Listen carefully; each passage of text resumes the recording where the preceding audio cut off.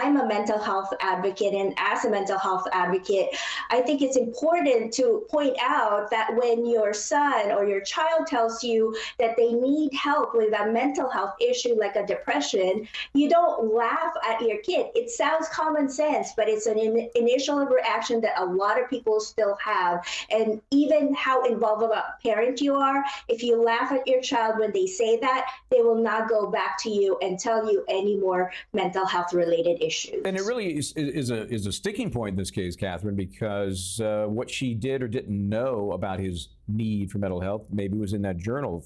Yes, the shooter writes, I have zero help, as you can see on hold, for my mental problems, and it's causing me to shoot up the school.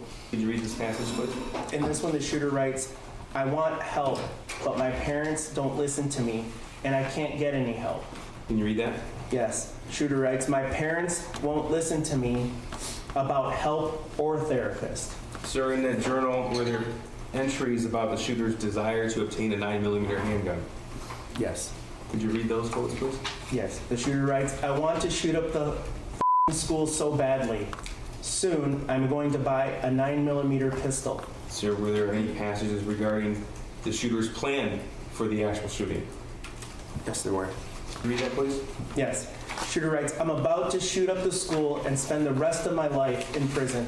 Were there any journal entries about the shooter's access to the 9mm handgun? There were. Could you read that, please? Yes, sir. The shooter writes, first off, I got my gun. It's a SP 2022 Sig Sauer 9mm.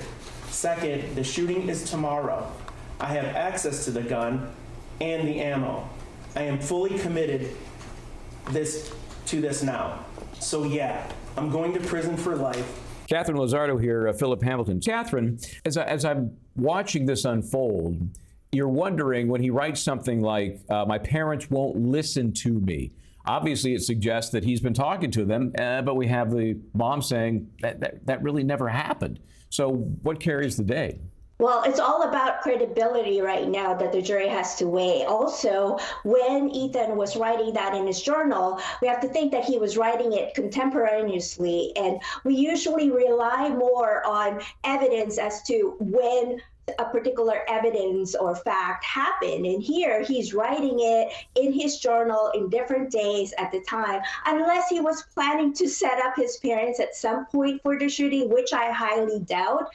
He was writing what he had in mind. And if he said in his journal, not just once, but multiple times that he was asking for help, the word help comes up so many times, almost at each journal entry.